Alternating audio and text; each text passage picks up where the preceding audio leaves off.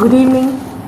எனக்கு இந்த வாய்ப்பை கொடுத்த சோஷனுக்கு நான் ஃபஸ்ட்டு தேங்க்ஸ் சொல்லிக்கிறேன். என் பேர் கார்த்தி அண்ணா, ஒரு ஹோமியோபதி மருத்துவர். ஒரு 25 வருடங்களாக ஹோமியோபதி ட்ரீட்மெண்ட் எல்லாம் பார்த்துட்டு ஹோமியோபதி டாக்டராக இருக்கிறேங்க. திருச்சி கல்மண்டபத்தில் ப்ராக்டிஸ் பண்ணிட்டு இருக்கிறேன். ஒரு மூட்டு அப்படிங்கிறது வந்து ஒன்றுக்கு மேற்பட்ட எலும்புகள், ஒரு 2 எலும்பாக இருக்கலாம், 3 எலும்பாக இருக்கலாம், கம்பைன் பண்ணி ஒரு ஃபார்ம் ஆகிற ஒரு ஸ்ட்ரக்சர் தான் வந்து ஒரு மூட்டு. ஸோ அந்த மூட்டில் வந்து அந்த போனோட 2 ஓரத்தில் இருக்க கார்டிலேஜ், அதுக்கப்புறம் ஒரு மசில் வந்து அந்த போனில் வந்து அட்டாச் ஆகணும்னா அப்படியே மசில் அட்டாச் ஆகாது. அது வந்து டெண்டான் அப்படின்னு ஒரு டயர் மாதிரி ஒரு ஸ்ட்ரக்சர், அந்த டெண்டான். இது எல்லாத்தையும் இணைக்கக்கூடிய ஒரு பாலமாக லிகமெண்ட்ஸ். ஸோ அது உராய்வை தடுக்கக்கூடிய ஒரு ஃப்ளூயிடு, அது அந்த ஃப்ளூயிட் இருக்கக்கூடிய அந்த இடம் சாக், அந்த பேர்ஸா, அந்த எல்லாமே நிறைய காம்போனன்ட்ஸ் சேர்ந்ததான் ஒரு மூட்டு. அது வந்து ஒரு ஸ்ட்ரக்சர் வைஸ், ஃபங்க்ஷன் வைஸ் நிறைய டைப்ஸ் இருக்குது. அதில் வந்து அசையும் மூட்டு, அசையா மூட்டு, மேஜர் டிஃபரன்ஷியேஷன் மட்டும் நான் சொல்கிறேன். அசையும் மூட்டு, அசையா மூட்டு. ஸோ அதில் வந்து என்னென்ன தொந்தரவுகள்லாம் வரலாம் அப்படின்னா, நம்ம ரொம்ப நாளாக சின்ன வயசுலேருந்து நமக்கு மூட்டு வேலை பார்த்துட்டே இருக்குது.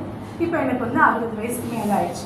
ஸோ இத்தனை வயசுக்கு மேலே வேர் அண்ட் டேர், டீஜெனரேட்டிவ் சேஞ்சஸ், திரும்ப வந்து அதை நான் ரிவர்சிபிளாக கொண்டு வர முடியாது. ஏன்னா அவ்வளோ நாள் வேலை பார்த்து தேஞ்சிடுச்சு. அதுக்கப்புறம் வந்து மெட்டபாலிக் டிஸார்டர்ஸ்னால வரக்கூடிய, எனக்கு வந்து பிபி இருக்குது, எனக்கு வந்து சுகர் இருக்குது, அதனால வரக்கூடிய கம்ப்ளைண்ட்ஸ் அதெல்லாம் இல்லை. புவர் நியூட்ரிஷன், நான் வந்து வைட்டமின் டி எனக்கு கம்மியாக இருக்குது, வைட்டமின் சி கம்மியாக இருக்குது. ஸோ அப்போ வந்து நான் வந்து ப்ரோட்டீன் ரிச் ஃபுட் அதிகமாக சாப்பிட்றேன். எனக்கு வந்து இப்போ கீட்டோ டயட்டுன்னு இருக்குது, ப்ரோட்டீன் அதிகமாக சாப்பிட்றேன் அப்படின்னா அதனால வரக்கூடிய ஃபுட்டு ரிலேட்டட். ஸோ அதிகமாக ப்ரோட்டீன் எடுக்கும்போது அந்த ப்ரோட்டீன் வந்து ஃபுல்லாக கன்வெர்ட் ஆகாமல் ஒரு யூரிக் ஆசிடாக வந்துட்டு நம்ம உடம்புல வந்து கவுட், அந்த மாதிரியான வரக்கூடிய ஆர்த்ரைட்டிஸ், அது ஒரு வகை. அதுக்கப்புறம் இன்ஜுரிஸ், ரிப்பீட்டடாக ஒரே வேலையை செஞ்சு ஓவர் யூஸ் பண்ணி இதை ஃப்ராக்சர் ஆகி அந்த மாதிரி வரக்கூடியது.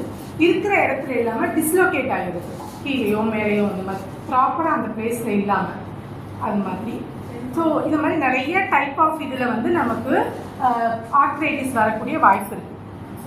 ஸோ அதெல்லாம் வந்து என்ன பண்ணலாம், அப்போ நார்மலாக என்ன பண்ணால் இது எனக்கு வந்து ஹோம் மேனேஜ்மெண்ட்லேயே நான் பண்ணணும், இல்லை ரெகுலராக நான் என்னோடய உடம்பை பார்த்துக்கணும் அப்படின்னா என்னென்ன பண்ணலாம் அப்படின்னா, யூஸ்வலாக என்ன சொல்லுவோம், வைட்டமின் டி, சி, அந்த மாதிரி அது ரிச் ஃபுட்டு நிறையா சாப்பிடும், பால் நல்லா எடுத்துக்கும், அப்புறம் வந்து ஷெல் இருக்க மாதிரியான முட்டை, அப்புறம் ஷெல் ரிலேட்டடாக கால்சியம் ரிச் எல்லாமே நிறைய எடுத்துக்கும். எக்ஸ்போஷர் டு வைட்டமின் டி வந்து வைட்டமின் கால்சியத்தை வந்து உறிஞ்சுறதுக்கு ஹெல்ப் பண்ணுதுன்னும் போது நம்ம வந்து நிறைய நேரம் வெயிலில் இருக்கேன்.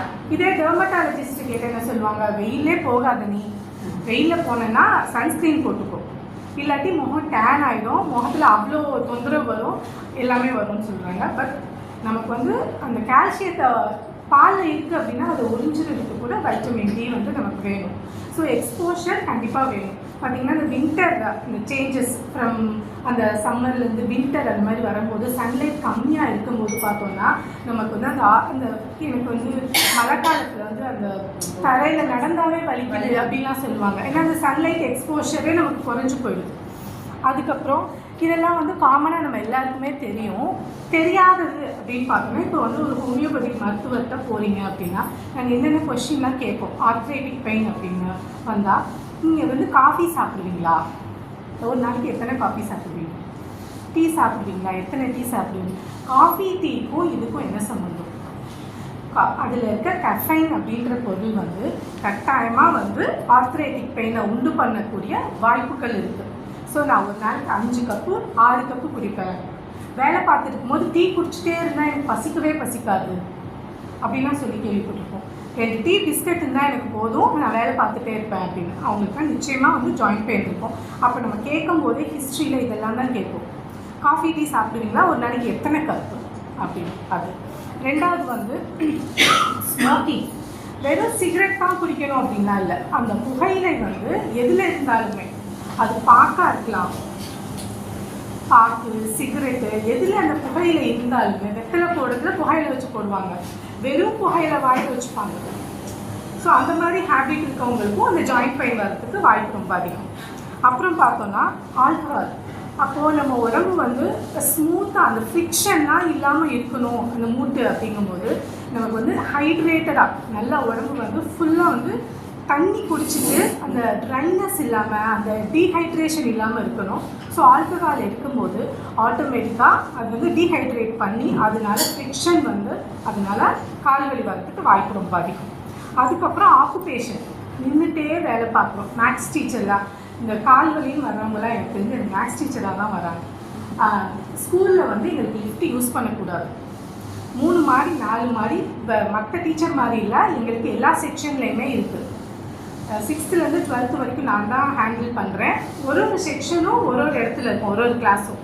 ஸோ நான் ஏறி இறங்கும் போது எனக்கு கால் வலிக்கும். ஸோ இந்த நம்ம மெயிலெல்லாம் இருப்பாங்க பார்த்தீங்களா, ஓவர் ஒர்க்கு அவங்களுக்கு ஹேண்டில் தான் இருக்கும். ஸோ அதனால அவங்களுக்கு கை வலி வருது, இந்த மூட்டில் வலி வருது, அந்த மாதிரிலாம் இருக்கும். ஸோ ஆக்குபேஷன் ரிலேட்டடாக இப்போ ஜிம்மில் தான் இருக்காங்க, ஒரு வாரத்துக்கு ஒரு 5-6 ஒர்க் அவுட் பண்ணுறாங்க அப்படின்னா ஓவர்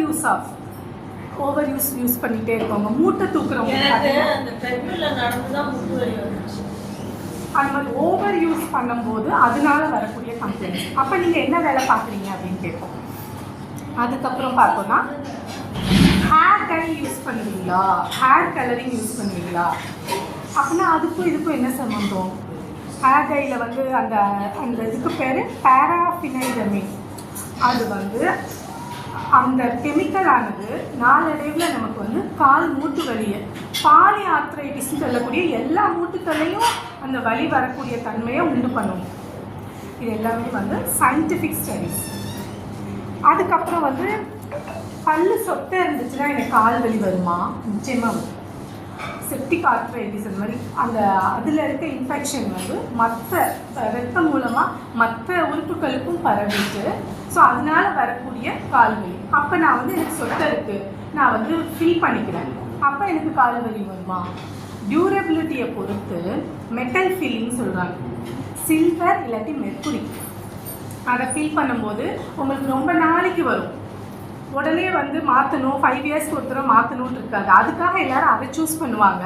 பட் பார்த்தீங்கன்னா காலையில் எழுந்திரிச்சா எனக்கு வந்து வாயில் வந்து ஒரு மெட்டாலிக் டேஸ்ட்டு தெரியுது, அந்த மாதிரிலாம் சொல்லுவாங்க. நம்ம வந்து பைல் அதிகமாக செக்ரேட் ஆகுது, நீங்கள் வந்து ஃபுட்டை வந்து மாற்றுங்க, ஒரு மாதிரி சாத்விக் ஃபுட்டாக சாப்பிடுங்க, அந்த மாதிரி சொல்லிகிட்டே இருப்போம். நம்ம வந்து ஹிஸ்ட்ரி டேக்கிங் எடுக்கும்போது எவ்வளோ வருஷத்துக்கு முன்னாடி பல் அடிச்சிங்க அப்படின்னு கேட்கும்போது தான் தெரியும், ஒரு 5 இயர்ஸ்க்கு முன்னாடி அரைச்ச பல். அந்த மெட்டல் ஃபீலிங் வைக்கிறதுனால ப்ரஷ் பண்ணும்போது, தண்ணி குடிக்கும்போது, சாப்பிடும்போது நமக்குள்ளே போயிட்டே இருக்குது. இதுக்கப்புறம் அது மாதிரி வேறு என்ன இருக்குது அப்படின்னு கேட்டோம்னா வந்து காப்பர் டீ போடுறது, குழந்தை பிறப்பை தள்ளி போடுறதுக்காக காப்பர் வந்து ஒரு மைன்யூட்டான அளவு நம்ம உடம்புல சேர்ந்துட்டே இருக்கும். அதுக்கப்புறம் பார்த்திங்கன்னா கால் வலி, அதுக்கும் இதுக்கும் என்ன ரிலேஷன் இருக்கும் நம்ம வந்து யூஸ்வலாக வந்து அந்த சைடே போக மாட்டோம். பட் ஹோமியோபதியில் டெஸ்டிங்கில் நாங்கள் இதெல்லாம் கேட்போம். அது போட்டதுக்கப்புறம் கம்ப்ளைண்ட் ஏதாவது வந்துதா? இது வந்து எல்லாருக்குமே இப்படி தான் வரும் அப்படின்றது கிடையாது, பட் பாசிபிலிட்டிஸ் ஆர் தேர். அது வந்ததுலேருந்து நான் வந்து காப்பர் டீ போட்டு நல்லா இருக்கவங்களாம் நிறைய பேர் இருக்காங்க, நான் வந்து எல்லோரும் போட வேணாம்னு சொல்லலை. பட் நான் சொல்கிறது வந்து கேஸ் டேக்கிங் அப்போ நாங்கள் கேட்கும்போது காப்பர் டீ போட்டு 5 இயர்ஸ் ஆச்சு, எனக்கு கால் வலி வந்து ஒரு 4 வருஷமாக இருக்குது அப்படின்னா அதை வந்து ரிமூவ் பண்ணுங்க அந்த மாதிரி சொல்லுவோம். வேறு என்ன ஃபேக்டர்ஸ் அப்படின்னு பார்க்கும்போது இப்போ வந்து சப்ரஸ்டு ஸ்கின் எரப்ஷன், எனக்கு வந்து ரொம்ப நாளாக வந்து ஸ்கின்னில் ப்ராப்ளம் இருந்தது. அப்போ நான் வந்து அதுக்கு ஸ்டீராய்டு மருந்து எடுத்துக்கிட்டேன், மெடிக்கேட்டட் சோப் எடுத்துக்கிட்டேன், இதெல்லாம் போட்டுட்டு இருந்தேன். போட்டு எனக்கு 1 வருஷத்தில் பார்த்தீங்கன்னா எல்லா ஸ்கின்னும் சரியாயிடுச்சு. அந்த ஸ்கின்னை நீங்கள் சப்ரஸ் பண்ணும்போது சூப்பர்ஃபிஷியல் லேயர், ஸ்கின்னில் நிறைய லேயர் இருக்குது. அப்போ ஸ்கின்னு வந்து மேலாப்பில் இருக்கிறத வந்து ஃபுல்லாக சப்ரஸ் பண்ணிட்டீங்க அப்படின்னா ஒன்று வந்து ஜாயிண்டில் ஏதாவது தொந்தரவு வரும், இல்லாட்டி ரெஸ்பிரேட்டரி அஃபெக்ஷன், ஆஸ்துமா வருது. பார்த்தீங்கன்னா எனக்கு வின்டர் ஆனால் ஆஸ்துமா வரும், சம்மரில் வந்து ஸ்கின் டிசீஸ் வரும்னு சொல்லுவாங்க. இதை வந்து சப்ரஸ் நீங்கள் பண்ணி எனக்கு அலோபதி எடுத்தால் ஒரே நாளில் வந்து எனக்கு சரியாயிடுது அப்படின்னு சொன்னாங்கன்னா உள்ளே வந்து சப்ரஸ் பண்ணியிருக்கோம், உள்ளே எல்லாமே வந்து வெளியில் வந்து சரியாகலை. கொஞ்ச நாளில் பார்த்தீங்கன்னா ஆஸ்துமாவுக்கு ட்ரீட்மெண்ட் எடுப்பாங்க. அந்த மாதிரி ஸ்கின்னை வந்து நம்ம சப்ரெஸ் பண்ணும்போது அது அஃபெக்ட் ஆகுது. டீப் லேயர் நல்ல முக்கியமான ஆர்கனை அஃபெக்ட் பண்ண ஆரம்பிக்கும். ஒன்று வந்து ஆர்த்ரைட்டிக் பெயின், ஆர்த்ரைட்டிஸ் அந்த மாதிரி, இல்லாட்டி வந்து ஆஸ்துமா அது ரிலேட்டடாக வரும். வேறு என்னன்னு பார்த்தோம்னா வந்து வெதர் சேஞ்சஸ், ஏற்கனவே சொன்ன மாதிரி இந்த குளிர்காலம் வந்துச்சுன்னா நமக்கு வந்து இந்த சன்லைட் எக்ஸ்போஷர் இருக்காது. அப்போது நமக்கு அந்த கால் வலி வர்றது அதிகமாக இருக்கும். அப்புறம் வந்து இப்போ நம்ம ஏஜ் ஆக ஆக நம்ம உடல் உறுப்புகள் எல்லாமே வந்து ஒரு ஸ்ட்ரிங்க் ஆகி அதோட அளவுகள் அடர்த்தி எல்லாமே கம்மியாகுது. மசிலாக இருந்தாலும் சரி, போனாக இருந்தாலும் சரி, எல்லாமே. அப்போது ரெகுலராக நான் ஜிம்முக்கு போகிறேன் அப்படின்றவங்க கையை நீங்கள் தொட்டு பார்க்குறதுக்கும், எதுவுமே நான் பண்ண மாட்டேன் அப்படின்றவங்களோட கையை நீங்கள் தொட்டு பார்க்குறதுக்குமே டிஃப்ரென்ஸ் இருக்கும். ஸோ மேலே இருக்க அந்த போன் இப்படி இருக்குன்னு வச்சுக்கோங்க உள்ள, அதுக்கு மேலே இருக்க அந்த மசில்லாம் வந்து ஒரு டோண்டாக இருந்துச்சு அப்படின்னா அந்த டைரக்ட் இம்பேக்ட் வந்து மேலே அடிக்காது, போன் மேலே இருக்காது. எனக்கு மேலே நடக்கும்போது சத்தம் கேட்குது, வலிக்குது அப்படின்ற மாதிரி. ஸோ ஆக்டிவிட்டீஸ் அதுதான் ரொம்ப முக்கியமாக சொல்கிறாங்க.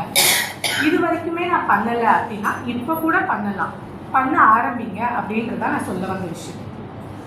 என்ன பண்ணலாம் அப்படின்னா ரொம்ப பேசிக்காக சொல்கிறேன். எவ்வளோ உங்களால் வந்து முக்கி போட முடியும்னா நீங்கள் வந்து இப்படி தான் பிடிச்சிட்டு போடணும் அப்படின்லாம் இல்லை.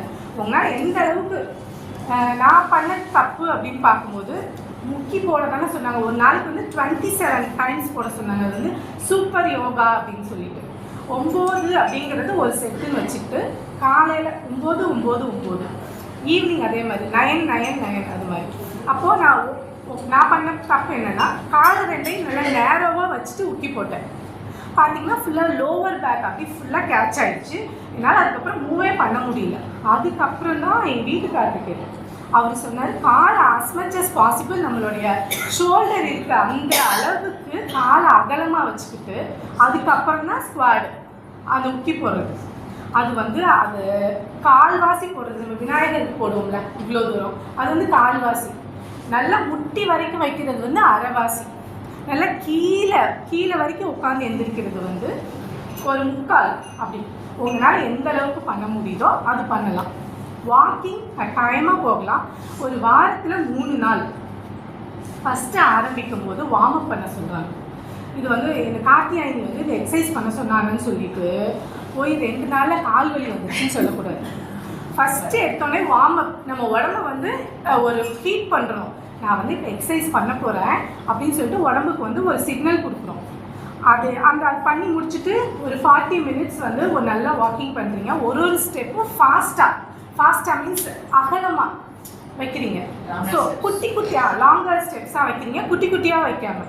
ஸோ ஒரு 40 மினிட்ஸ் 3 நாளைக்கு பண்ணுறீங்க. மிச்சம் 2 நாள் என்ன பண்ணலான்னா, உங்களுக்கு யோகா பண்ணால் நல்லா இருக்குது அப்படின்னா கட்டாயமாக யோகா பண்ணுங்கள்.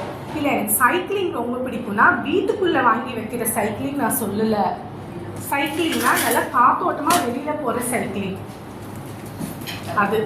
அது இல்லையா, எனக்கு ஸ்விம்மிங் ரொம்ப பிடிக்கும் அப்படின்னா கட்டாயமாக ஸ்விம் பண்ணுங்கள். அது ஃபுல் பாடிக்குமே வந்து அவ்வளோ ஒரு நல்ல எக்ஸசைஸ். உங்களுக்கு ஸ்விம் பண்ணும்போது அந்த உங்களோட எடையை வந்து நீங்கள் உணரவே முடியாது. ஸோ அது வந்து ஸ்விம்மிங்கு, வாக்கிங்கு, சைக்கிளிங் இதெல்லாம் வந்து ஒரு முழுமையான எக்ஸசைஸ் அப்படின்னு சொல்கிறாங்க. சரியா? அதுக்கப்புறம் இப்போ வந்து எனக்கு ரொம்ப கால் வலிக்குது, நான் எக்ஸசைஸ் பண்ண ஆரம்பிச்சுட்டேன், எனக்கு கால் வலிக்குது, என்ன பண்ணலாம்? இல்லை எனக்கு திடீர்னு கால் வலி வந்துருச்சுன்னா நேரடியாக உங்களோட மூட்டில் வந்து அந்த கோல்டு ஹாட் அந்த ஒத்தனை கொடுக்காம ஒரு அதுக்குன்னு பேக் விற்குது இல்லையா, இல்லைன்னா நமக்கு வந்து அந்த ஐஸ் க்யூப்ஸ் போட்டுலாம் இப்போ எல்லாமே ரெடிமேடாக கிடைக்குது. ஸோ அதை வந்து ஒரு கிளாத்தில் சுற்றிட்டு எது கொடுத்தா நல்லா இருக்குன்னு பாருங்க. ஹாட்டாக வச்சா நல்லா இருக்கா, கோல்டாக வச்சா நல்லா இருக்கா? நாங்கள் என்ன சொல்கிறோன்னா ஒரு சைடு ஹாட்டு ஒரு சைடு கோல்டு அந்த மாதிரி தண்ணி வச்சுக்கிட்டு ரெண்டையும் மாறி இது ஒரு 10 மினிட்ஸ் குடிச்சிங்கன்னா திரும்ப கோல்டாக இருக்கிற 10 மினிட்ஸ் அந்த மாதிரி கொடுங்க. அந்த மாதிரி இன்ஸ்டண்ட்டாக ரிலீஃப் இருக்கும் அப்படின்னு சொல்லுவாங்க. அது இல்லாமல் ஸ்ட்ரெயின் பண்ணாதீங்க. எனக்கு உட்காந்து எதிர்த்து சொன்னாங்க அப்படின்னு சொல்லிட்டு வலி இருக்கும்போது கூட அப்படி பண்ணாதீங்க. கொஞ்சம் ரெஸ்ட் பண்ணிட்டு அதுக்கு வேணுங்கிற ரெக்கவரி டைமை கொடுத்துட்டு திரும்ப அதை வந்து ஸ்டார்ட் பண்ணுங்கள். இந்த எக்ஸசைஸ் ஆகுதாங்க. அப்புறம் வந்து ஃபுட்டில் என்னென்னலாம் நம்ம வந்து பண்ணிக்கலாம் அப்படின்னு பார்த்தோம்னா ஹெர்பல் டீ சொல்கிறாங்க.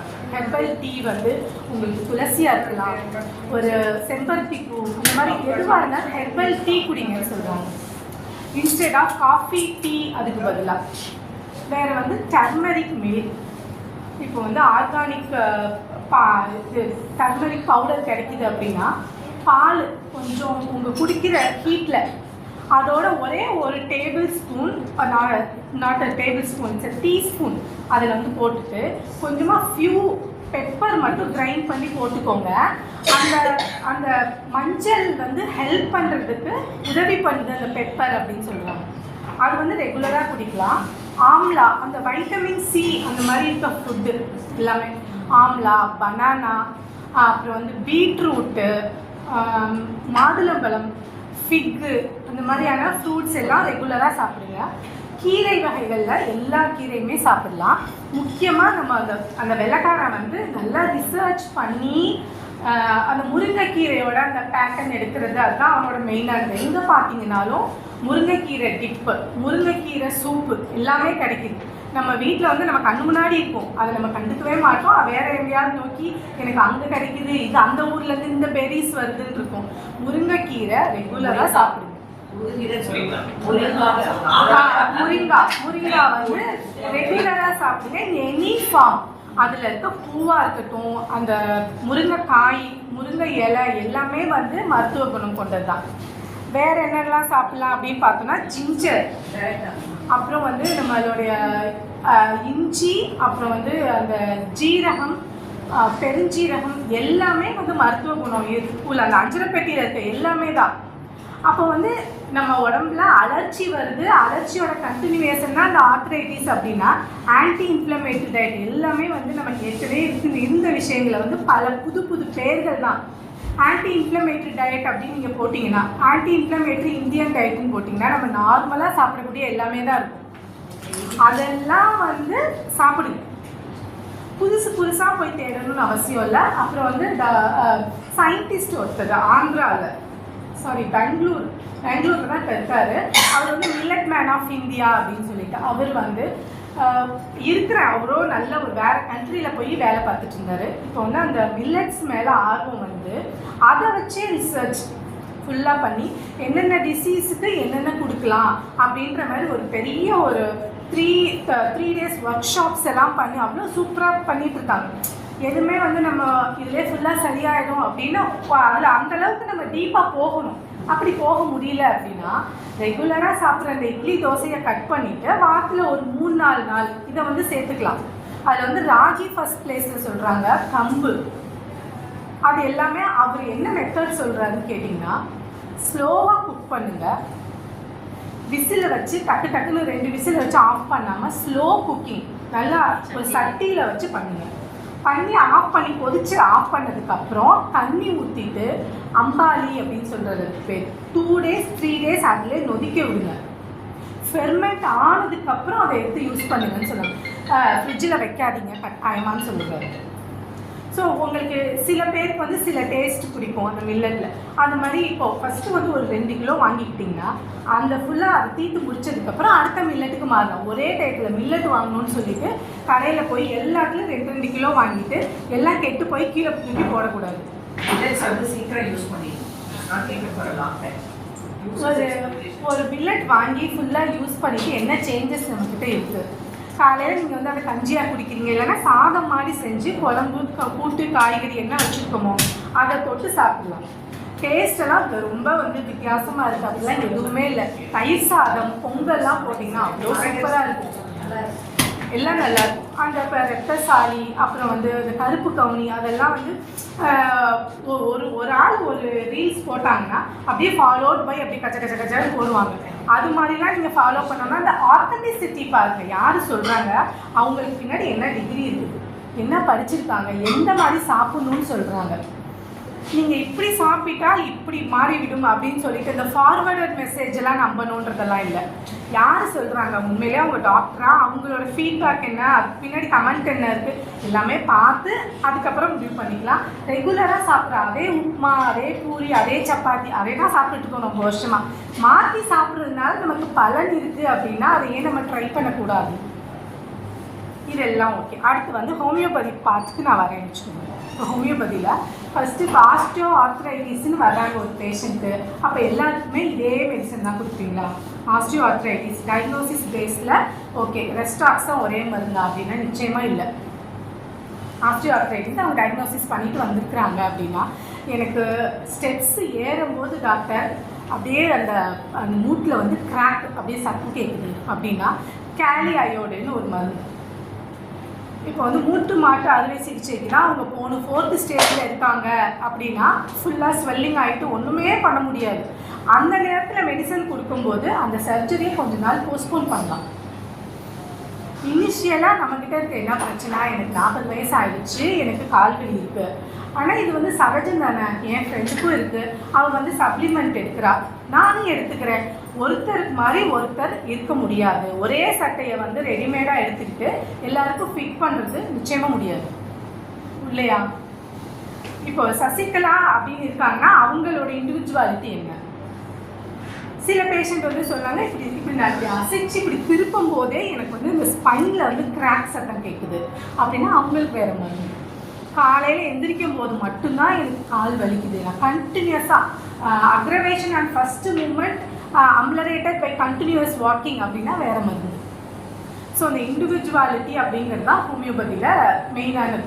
இப்போ நாங்கள் எப்படின்னா, இப்போது நிறைய நீங்கள் பார்த்துருப்பீங்க அந்த ஃபேஸ்புக்கிலலாம் நிறைய அலோபதி ஆர்கனைசேஷனோட நாங்கள் வந்து டைப் பண்ணி பண்ணுறோம். அவங்க எல்லாமே அவ்வளோ ஒரு ஓப்பன் மைண்டட், யார்கிட்டையுமே நாங்கள் போய் கேட்கவே இல்லை. எல்லாமே அவங்க இந்த டாக்டர் பால்னு சொல்லிட்டு பிளட் ஹெல்த் பற்றி பேசுவார், அவங்களோட அம்மா அப்பா கூட மதுரையில் இருக்காங்க. அவங்க என்னோட ஜூனியர் பொண்ணு, அந்த பொண்ணுக்கிட்ட தான் வந்து ட்ரீட்மெண்ட் எடுத்துகிட்டு இருக்காங்க. இவர் என்ன சொன்னாலும் எங்களுக்கு யார் சேஃப் வித் அதில் இருக்கோம்ப்பா, என்னை டிஸ்டர்ப் பண்ணாது அந்த மாதிரி. ஸோ அவருமே வந்து அந்த பொண்ணு கூட சேர்ந்து ஒரு பாட்காஸ்ட் மாதிரி பண்ணார். எதுக்கு சொல்ல வரேன்னா, ஒரு விஷயத்தை பற்றி தெரியாமல் இது வந்து ஃபேக்கு, இதெல்லாம் பண்ண முடியாது, சர்ஜரி தான் இது, ட்ரை பண்ணி பாருங்கள். ட்ரை பண்ணி பார்த்தா தானே அதோட எஃபிகன்சி தெரியும் நமக்கு இல்லையா? அது மாதிரி சொல்ல வரேன். இப்போ வந்து அதே மாதிரி இப்போ செலிப்ரிட்டிஸ்லாம் எதுக்கு அதிகமாக காசு செலவு பண்ணுறாங்கன்னு நினைப்பீங்க? Beauty health. ஒரு சும்மா ஒரு ஆர்டிக்கிள் மாதிரி இங்கே சும்மா மேலே எடுத்து பாருங்களேன். செலிப்ரிட்டிஸ் எதுக்கு செலவு பண்ணுறாங்கன்னா, அவங்கள சுற்றி அத்தனை பேர், ஒரு ஃபிசியோதெரபிஸ்ட்லேருந்து ஒரு வந்து நியூட்ரிஷனிஸ்ட்லேருந்து, அவங்க இவ்வளோ தான் சாப்பிட்ணும், இவ்வளோ அசைவு தான் பண்ணணும் அப்படின்றதுக்கு அவங்கள சுற்றி அத்தனை பேர் இருக்காங்க. அவங்களோட வந்து இன்வெஸ்ட்மெண்ட் ஃபுல்லாகவே என்னென்னா ஃபுல்லாக அவங்களோட பாடி நல்லா இருக்கணும், ஹெல்த் நல்லா இருக்கணும். ஏன்னா இப்போ நான் விட்டுட்டு கடைசி காலத்தில் கொண்டு போய் எல்லா காசையும் எங்கே கொட்டணும்? நான் ஹாஸ்பிட்டலுக்கு. ஸோ நான் வந்து ஒரு பர்சனல் ட்ரெயின் எடுக்கிறதோ, இல்லை நான் வந்து ஒரு யோகா மாஸ்டர் கிட்ட போய் நான் கற்றுக்கிறதோ, ஜிம்முக்கு வந்து மாதம் நான் செலவு பண்ணுறதோ எனக்கு வந்து பெரிய விஷயம் கிடையாது அப்படின்றத நீங்கள் ஃபர்ஸ்ட் ஆஃப் ஆல் உணர்ந்துக்கணும். ஏன்னா நம்ம வாழ்றது எதுக்காக? என்ஜாய் பண்ணுறதுக்கு தானே இல்லையா? நம்ம கிளப்பில் வந்து நிறையா பேர் ஈவன் அவங்களோட ஏஜுக்கும் அதுக்கும் சம்மந்தமே இல்லை, தே ஆர் என்ஜாயிங். அதை பார்க்கும்போது அவ்வளோ சந்தோஷமாக இருக்கும். எல்லா வேலையும் முடிச்சுட்டு, என் பையனோட ஸ்டடீஸ் இருக்குது, இதெல்லாம் முடிச்சுட்டு நான் வந்து டூர் போகிறேன் அப்படின்ற காலத்தில் நம்மளால் நடக்க முடியல, கால் வலி அப்படின்னா நம்மளால் ஏதாவது இப்போ என்ஜாய் பண்ண முடியுமா? இப்போ வந்து இந்த ஹெல்த் இன்சூரன்ஸ் எடுங்க அப்படின்றதெல்லாம் எதுக்காக சொல்கிறாங்க? எந்த நேரத்தில் எது நடக்கும்னே நமக்கு தெரியாது இல்லையா? ஸோ நம்ம வந்து ஒரு மூமெண்ட்லேயே இருக்கணும். நம்மளோட மசிலுக்கு தெரியணும், ஓகே இவளோட கெப்பாசிட்டி இது வந்து நடக்கிறது தான் என்னுடைய வேலை. கீழே உட்காராத, இந்தியன் டாய்லெட்டில் உட்காராத, லோ சேரில் உட்காராத, உனக்கு பெயின் வர்ற வரைக்கும் உட்காரு, ட்ரை பண்ணு. உன்னோட மசில் எல்லாமே அப்போ தான் இதான் வேலைன்னு எனக்கு தெரியும். உட்காராதீங்க, நடக்கிறாதீங்க. நீங்கள் வந்து ஜிம் பக்கமே போகாதீங்க. அந்த மாதிரி அந்த டிஸ்கரேஜ் பண்ணுற நிறையா ப்ராக்டிஸ்னர்ஸ் இருக்காங்க. அப்படி பண்ணவே இல்லைன்னா, இப்போ நீங்கள் வந்து ஒரு இடத்துல அடிபட்டுருச்சுன்னு வச்சுக்கோங்களேன், அடிபட்டுருச்சுன்னா அது வந்து மூவ் பண்ணாமல் வச்சுருந்தா திரும்ப அதை மூவ் பண்ணும் போது எவ்வளோ வலி இருக்கும்னு தெரியுமா? ஸ்டிஃப் ஆகிட்டு அதனால ஒன்றுமே பண்ண முடியாது. ஃபஸ்ட்லேருந்து ஆரம்பிக்கணும் எல்லாமே. இப்போ என்ன சொல்லி வந்துட்டாங்க, அந்த ஸ்மைலி பாலை கையில் வச்சுட்டு எப்போவுமே ஒரு மோஷன் கொடுத்துட்டே இருங்க, அப்போ தான் கைக்கு தெரியும் ஓகே இதுதான் நம்மளுடைய ஃபங்க்ஷன் அப்படின்னு சொல்லிட்டு. ஸோ நமக்கு வலி வர்ற வரைக்குமே நம்மளோட எல்லா வேலையுமே நம்ம செஞ்சுட்டே இருக்கலாம். வேற என்னது, அந்த ஆம்லா ஜூஸ்லாம் சொல்லிட்டு அந்த சும்மா அந்த பெரிய நெல்லிக்காய் நம்ம வீட்டில் மார்க்கெட்டில் எல்லா இடத்துலையுமே கிடைக்கும். நல்லா கழுவிட்டு அதை வந்து கொஞ்சமாக தண்ணி ஊற்றிட்டு ரெகுலராக அதை சாப்பிட சொல்கிறாங்க ஏர்லி மார்னிங்கில். தண்ணி எதில் ஊற்றணும்? தண்ணி வந்து ஃபஸ்ட்டு ஃபுல்லாக சின்ன கட் பண்ணி போட்டுட்டு அடிச்சுட்டு அதுக்கப்புறமா எவ்வளோ தண்ணி பச்சை சாப்பிட்டா அப்படி சாப்பிடலாம். நம்மளாம் ஒரு காலத்துல இப்படி வாயில போட்டு இப்படியே பண்ணிட்டே இருக்க மாட்டோம். அந்த கொட்டையில கசப்பு அப்ப அதோட சேர்ந்து ஒரு தண்ணி குடிச்சா ஒரு இடிப்பா இருக்கும். சரி, காலைல சாப்பிடுறதுனால ஒரு நைட் எப்போ உங்களுக்கு டைம் கிடைக்குதோ சாப்பிடுங்க. Actually it is best to take it in empty stomach. Amla juice. பால் குடிக்காது எனக்கு அப்படின்னா கண்டிப்பா பால் குடிக்க சொல்லியிருக்காங்க. எனக்கு வைட்டமின் சி இருக்குது, டி இருக்குது, என்னை வந்து பால் குடிக்க சொன்னா குடிக்கலைன்னா தைராய்டு இருக்குங்க, ஒன்றும் பிரச்சனை இல்லை. ஆம்லா அது வெறுமனே அடிச்சு குடிக்கணும்னா கூட எதுவும் சாப்பிட்டு போட்டு கொஞ்சமா உப்பு போட்டுக்கோங்க. எதுவுமே குடிக்கலன்னா அப்படியே குடிங்க. இல்லைன்னா தயிரை வந்து கப்பில் வச்சு சில பேர் சாப்பிடுவாங்க. ஆம்லா கேட்குறாங்க. ஆம்லாவை கேட்டீங்க, தயிர் தானே இப்போ ஒருவேளை எங்கள் வீட்டில் வந்து அந்த ஆம்லாவே இல்லைன்னா ஃபுல்லாக ஆம்லா வந்து இந்த ஒரிஜினல் ஹோமியோ மெடிக்கல்லாம் பாக்ஸ்லேயே விற்கிறான், ஜூஸாகவே விற்கிறான். நல்லா குலுக்கிட்டு தண்ணியில் கலந்து ஒரு மூடியை கலந்து குடிக்க வேண்டியதான். இந்த தேன் தண்ணிலாம் சொல்கிறாங்க, அதெல்லாம் சாப்பிடலாம். அது வந்து டிபெண்ட்ஸ் அப்பான் இப்போ குளுக்கோஸ் லெவல். இது தேன் சுகர்ல தான் சுகர் ஆக்சுவலாக ஈவன் தோ தே சே தேன் நல்லது அப்படின்னாலும் it is still sugar. So you have to be careful. இப்போ நெல்லிக்காய் வந்து ஜூஸா குடிக்கிறத விட நாங்க வந்து யூசுவலா சட்னி செய்வோம் நெல்லிக்காய், அதெல்லாம் பண்ணலாம். இது வேணாம். மார்னிங் வந்து எம்டி ஸ்டமக்ல குடிக்கிறது நல்லது. அப்புறம் வந்து இளநீ கோகோனட் வாட்டர் மாதிரி எல்லாமே உள்ள ஒரு பொருள் எதுவுமே இல்லை அப்படின்னு. இளநியே இல்லைன்னா தேங்காய் உடைக்கும் போது கண்டிப்பாக அந்த தண்ணியை குடிங்கன்னு சொல்லுவாங்க. அது பூச்சி வைக்கணும், பூச்சி வைக்கணும். தேங்காய் தண்ணியில பூச்சி பெஸ்ட் ஃபுட். கொலஸ்ட்ரால் வரணுன்றதெல்லாம் அப்புறம் வந்து ப்ராப்பரான ஒரு ஃபுட் பேலன்ஸ் சமைச்சாதான் தண்ணி வந்து பாலாதான் நல்லதுங்கிறாங்க. தேங்காய் சாப்பிடணும்.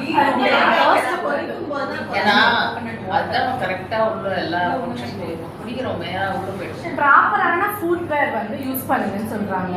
நமக்கு வந்து ஒன்ஸ் அடிபட்டுட்டு நீங்கள் ஸ்க்ரூவிங் பண்ணாலும் சரி, அந்த வயர் வச்சாலும் சரி, பிளேட் வச்சாலும் சரி, பழசு ஒரிஜினல் மாதிரி வராது. ஸோ எவ்வளோ தூரம் கேர்ஃபுல்லாக இருக்கணுமோ. மாப் பண்ணியிருக்காங்க, எனக்கு கரண்ட் பில் ஆயிடும் அப்படின்னு சொல்லிட்டு ஃபேன் அமர்த்துறது, நான் வந்து அந்த வயசுலேயே நான் மேலே ஏறி அதெல்லாம் பண்ணுவேன் அப்படின்றது, இதெல்லாம் வந்து பண்ணாமல் ஒரு காஷியஸாக எல்லாம் பண்ணுறது. ஏன்னா இட்ஸ் லைக் என்னென்னா சின்ன பிள்ளைங்களுக்கு இருக்க மாதிரி ஒரு பவுன்ஸ் ஆகி வரக்கூடிய இதில் நெகிழ்வுத்தன்மையெல்லாம் இருக்காது, டப்புன்னு உடஞ்சிரும். இப்போ அவங்களுக்கு இப்போ ஃப்ராக்சர் ஆகி வரக்கூடிய அந்த ஒற்றை டைமுக்கும் நமக்கு ஏற்கக்கூடிய டைமும் ரொம்ப லாங்காக இருக்கும். அதுக்கு வந்து மருந்து மாத்திரையிலேருந்து ரெஸ்ட்லேருந்து டிபெண்டன்சி அதிகமாகிடும். முக்கியமாக நமக்கு ஒன்றுனா பார்க்குறதுக்கு அத்தனை பேர் அந்த குடும்பமே வந்து அப்படியே ஸ்தம்பிச்சு நின்றோம். நீ ஏன் இப்படி பண்ணுன, உன்னால் தானே இப்படி ஆச்சு அப்படின்னு. ஸோ நமக்கு நாமே காவலர். ரெகுலராக எக்ஸசைஸ் பண்ணுங்கள், உங்களுடைய ஹெல்த்துக்கு இன்வெஸ்ட்மெண்ட் பண்ணுங்கள். நான் இந்த கிளாஸ் போவேன், நான் ஜிம்முக்கு போவேன், நான் ஆர்கானிக் தான் வாங்குவேன், நான் என் உடம்பை பார்த்துக்கிறதுக்கு தான் எனக்கு ப்ரியாரிட்டி வந்து ஃபஸ்ட்டு நான் தான். அப்புறம் ஹோமியோபதி ட்ரீட்மெண்ட் எடுங்க. கண்டிப்பாக எமர்ஜென்சி அப்படின்னா நாங்களே கண்டிப்பாக அங்கே தான் போகணும். ரெண்டாக உடஞ்சிச்சு எலும்பு அப்படின்னா.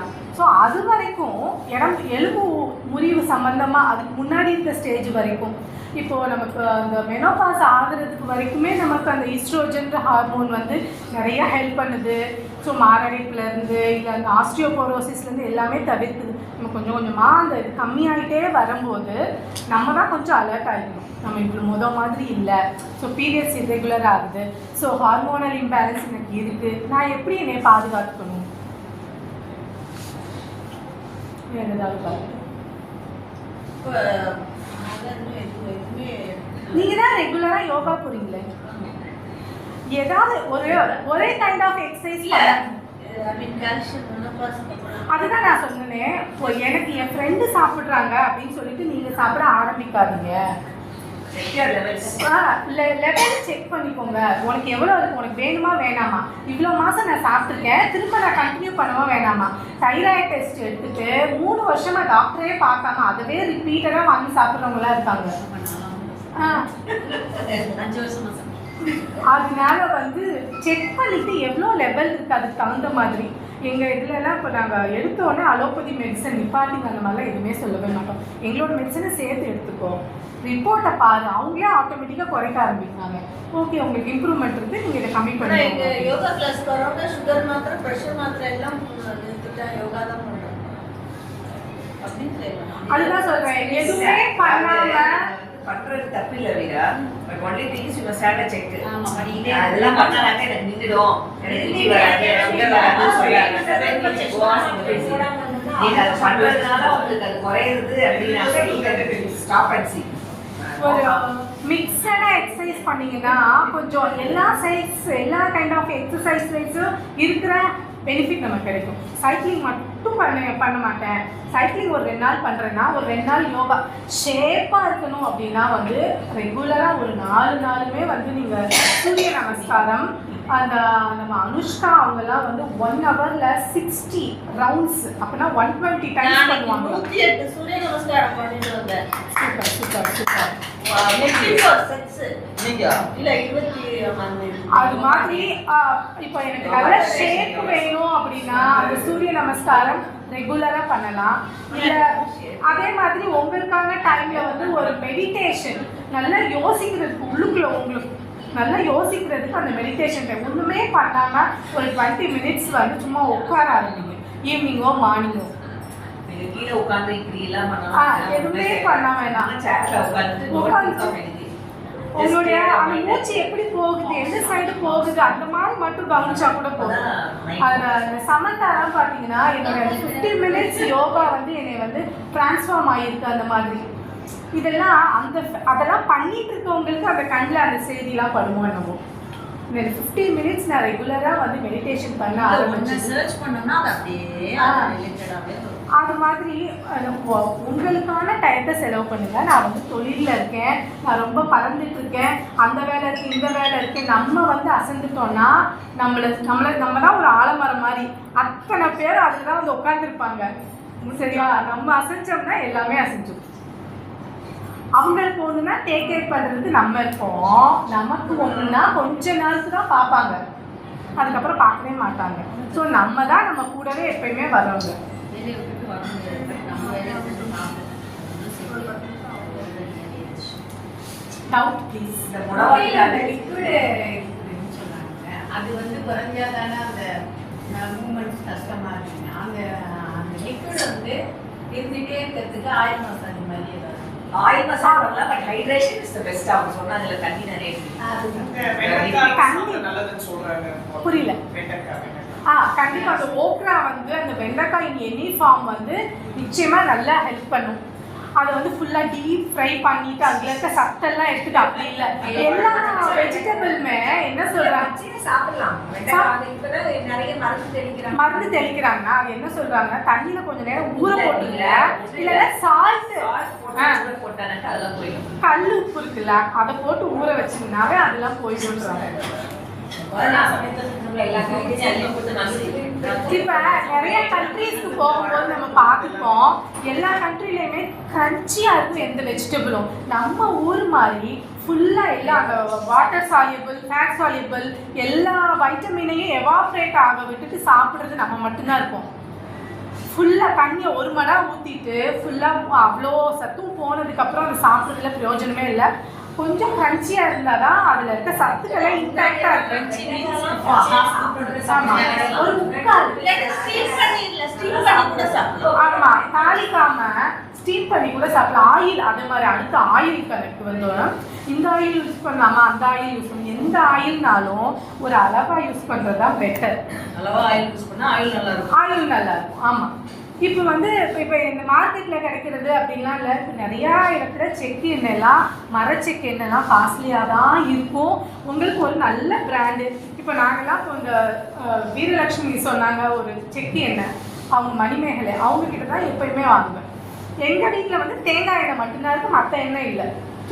நமக்கு தெரிஞ்ச சோர்ஸு இல்லை வந்து பக்கத்தில் அந்த என்ன சொல்லுவாங்க ரைஸ் மில் எல்லாம் இருக்குல்ல, நமக்கு பிடிச்ச மாதிரி என்னென்ன இருக்கோ நம்மளே அந்த எல்லாத்தையும் ஃபார்ம் பண்ணிவிட்டு அவங்ககிட்ட அரைக்க கொடுத்து அவங்கக்கிட்டே வாங்கிக்கிறது. நம்ம ரெகுலராக கொடுக்கும்போது நமக்காக எதுவுமே அவங்க செய்வாங்க. அது மாதிரி ஒரு செட்டி எண்ணெய்க்குன்னு ஒரு ஆளை வச்சுக்கிட்டு ஒரு நாளைக்கு ஒரு மாதத்துக்கு எனக்கு 2-3 லிட்டர் தான் யூஸ் பண்ணுவேன்னா அதுக்கு பின்னாடி வாங்கவே கூடாது. ஒன்ஸ் இன் அ வைல் நீங்கள் வந்து டீப் ஃப்ரை பண்ணிக்கிறீங்க அப்படி அதுன்றது வேறு விஷயம். ஆனால் ஒரு மாதத்துக்கு எனக்கு 3 லிட்டர் தான் நான் யூஸ் பண்ணுவேன் 4 பேருக்கான ஃபேமிலிக்கே. அப்படின்னா எவ்வளோ கம்மியாக கண்ணில் மட்டும் காமிச்சா போதும். இப்போ என்ன ரிசர்ச் எல்லாம் சொல்கிறாங்கன்னா நீங்கள் வந்து எல்லாமே செஞ்சு முடிச்சதுக்கப்புறம் மேலே வந்து கீயை தடவிடுங்க. இன்ஸ்டெட் ஆஃப் யூஸிங் ஆயில் அந்த கீயை வந்து நல்லா கொதிக்க விட்டு அதோட கொழுப்பெல்லாம் நம்ம கொண்டு வந்து அப்படி இல்லை, எல்லா வேலையும் முடிஞ்சிட்டு கொஞ்சம் ஸ்டீம் அந்த அந்த அந்த சூடாக இருக்கும்போதே மேலாப்பில் வந்து அந்த கீயை இது பண்ணிவிட்டு மூடிடுங்க. கீ வந்து ரொம்ப நல்லதுன்னு சொல்லுவோம். எல்லாமே வந்து மாடரேஷன். எக்ஸசைஸாக இருந்தாலும் எனக்கு வந்து 1 மணி நேரம் நடக்கிறேன் அப்படின்னா மாடரேஷன்.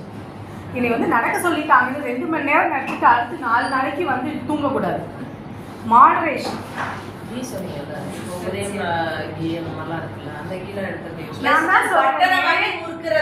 பட்டர் வாங்கி உருக்குங்க. பக்கத்துல யாராவது தெரிஞ்சவங்களை பிடிச்சி வச்சுக்கோங்கன்ற நம்ம அலசினோம்னா நம்மளை சுற்றி அத்தனை பேர் இருப்பாங்க. நமக்கு தான் கண்ணு தெரியாது. ஏன்னா நம்ம ஏன்னா அவனுக்கு வந்து கமர்ஷியல் என்னன்னா அவனுக்கு கெட்டு போகாம இருக்கணும், அவனுக்கு கம்ப்ளைண்ட் வராம இருக்கணும். அவன் சைடு அவன் கரெக்டா இருக்கான், நம்ம சைடு எப்படி இருக்கும்ன்றதுதான் நமக்கு பிரச்சனை. பட்டர் கிடைக்குது, நமக்கு தெரிஞ்சவங்க பால் பீச்சிட்டு இருப்பாங்க, பால் பண்ணை இருக்கும், அங்கே போய் கேட்டால் தருவாங்க, அவனே வச்சுருப்பான். மற்றதோட கம்மியாக இருக்கும் கூட இருக்கும், நமக்கு கண்ணு முன்னாடி நடக்கும் விஷயம். ஸோ அங்கே வாங்கிக்கலாம். நல்லா இன்னும் சிலிப்பி வந்து பாருங்க, அந்த மாதிரி நிறைய பேர் இருக்காங்க.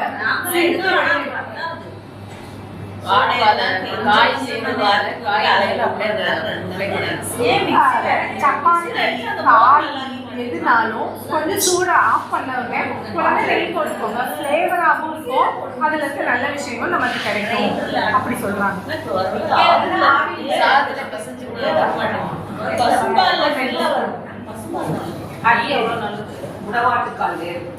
முடவாட்டுக்கால் வேறு அதை பற்றி தான் நான் என்னென்னா எதுவுமே வந்து இப்போ ஒரு ஆயுர்வேதா டாக்டர் இருக்காரு, ஒரு சித்தா டாக்டர் இருக்காருன்னா அவர்கிட்ட போய் என்னுடைய இப்போ வாதம் பித்தம் கபம் 3 இருக்குன்னு வச்சுக்கோங்க.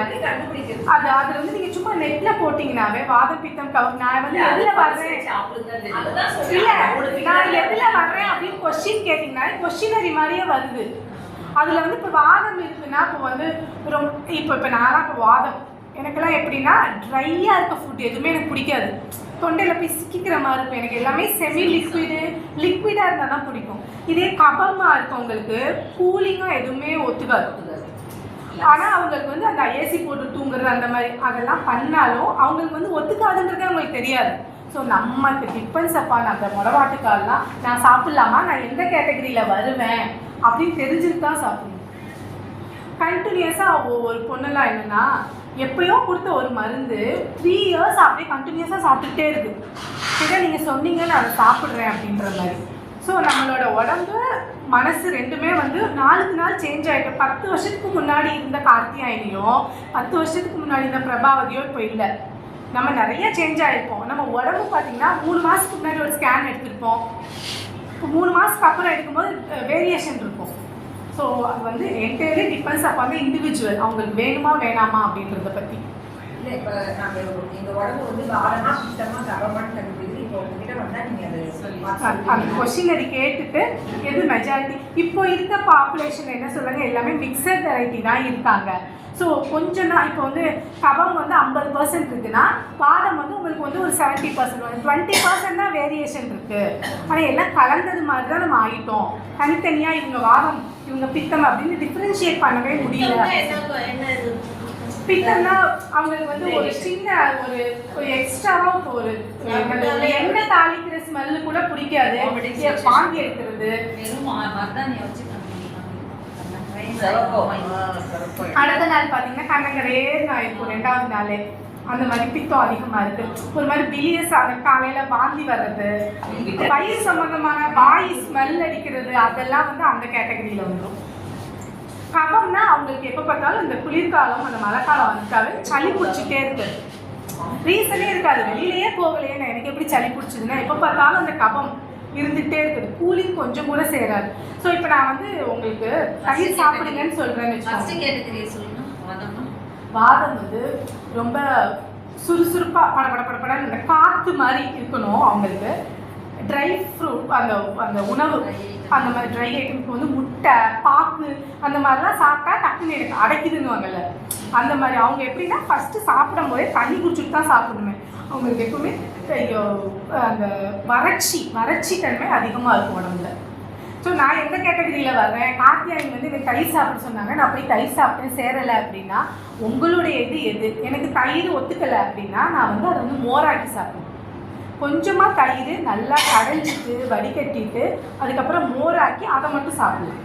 அப்போ வந்து சளி பிடிக்காது. இல்லை ஃப்ரிட்ஜில் வச்சுருந்தது சாப்பிடாம காலையில் தயிர் உரம் ஊற்றி நைட்டு சாப்பிட்றது, இல்லை நைட்டு உரம் ஊற்றி காலையில் ஃப்ரெஷ்ஷாக சாப்பிட்றது, அந்த மாதிரி மாற்றிக்கலாம் கபம் இருக்கவங்க. கார்த்தியானுக்கு ஏசி போடணும் வேர்க்குது, என்ன கேட்டகரி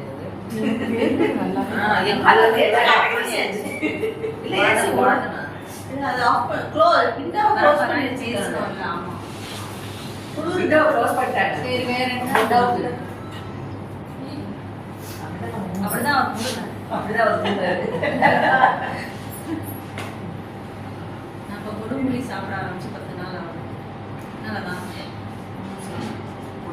இட்லி பொடி சாப்பிடலாமா? அது இட்லி பொடி வந்து அந்த இட்லி பொடியா அத்தனை பருப்பு போட்டிருப்போம் நம்ம இல்லையா, அது யூஸ்வலாகவே இந்த பருப்புகள் எல்லாமே வந்து ரிச் இன் ப்ரோட்டீன். அது இருக்கும்போது அது கண்டிப்பாக நல்லது தான். நம்ம எவ்வளோ எண்ணெய் ஊற்றிக்கிறோம், எண்ணெய்க்கு பொடியா பொடிக்கு எண்ணெயான்றது வித்தியாசம் இருக்குது. சில பேர் பார்த்தீங்கன்னா இவ்வளோண்டு பொடி வச்சுட்டு அவ்வளோ எண்ணெய் ஊற்றி சாப்பிடுவாங்க, நிச்சயமாக நல்லது கிடையாது. அது ஈக்குவலாகவும் இல்லை, கொஞ்சமாக தான் ஊற்றணும். ஜோதிகா மாதிரிலாம் ஊற்றிட்டோம்னா ஜோதிகா பழைய ஜோதிகா மாதிரியா இருக்கும். இப்போ இருக்க ஜோதிகா வந்து ஒர்க் அவுட் பண்ணுறதுலாம் பார்த்தீங்கன்னா அது என்ன பக்கமே போகாது. அவ்வளோதான். அட்வர்டைஸ்மெண்ட்டுக்கு தான் சாப்பிடுவாங்க. நான்வெஜ் வந்து உங்களுக்கு என்ன பிடிக்குதோ அதை வந்து வேக வச்சு, எனக்கு வந்து இப்போ ஃபிஷ்ஷே சாப்பிட்றீங்க அப்படின்னா நல்ல ஒரு சட்டி நிறையா வந்து எண்ணெயை வச்சுட்டு வறுத்து முக்கி எடுத்து சாப்பிடாம தோசைக்கல்லில் போட்டு அது ஷேலோ ஃப்ரை பண்ணி சாப்பிடலாம். குழம்புல போட்டு எனக்கு ஆசையாக இருக்குது சாப்பிட்றேன்னா சாப்பிட்லாம். அசைவம் சாப்பிட்றவங்களுக்கு என்ன சொல்கிறாங்க அப்படின்னா ஸ்லோ குக்கிங்கில்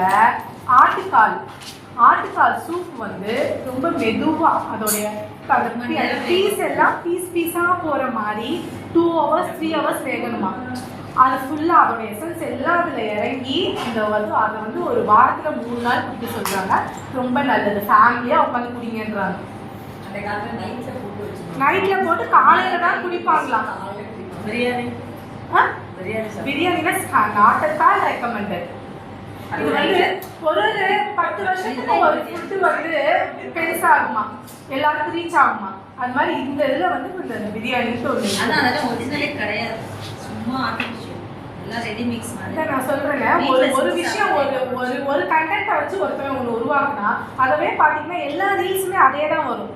அதை பார்த்து அது மாதிரி பிரியாணின்னு ஒன்று அதுக்கு முன்னாடியே வந்து ஏதாவது ஊர்ச்சோறு அப்படின்ற பேரில் அதை ஏற்கனவே நம்ம சாப்பிட்ருக்கோமா.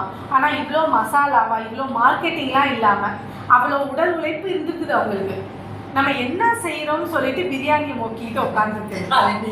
ஒன்ஸ் இந்த வயல் சாப்பிடலாம், ஆசையா சாப்பிட்றதுக்காக தான் இருக்கோம்.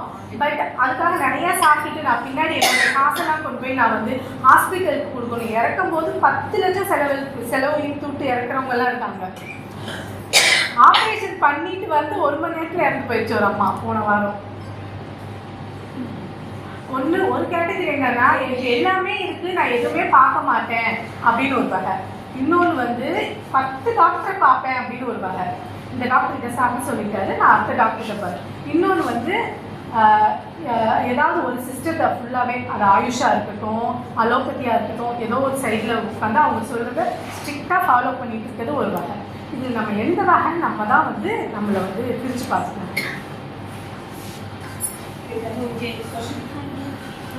எனக்கு இந்த வாய்ப்பை வழங்கிய சோஷனுக்கு என்னோட நன்றி தெரிவித்துக் கொள்கிறேன். Thank you so much. தேங்க்யூ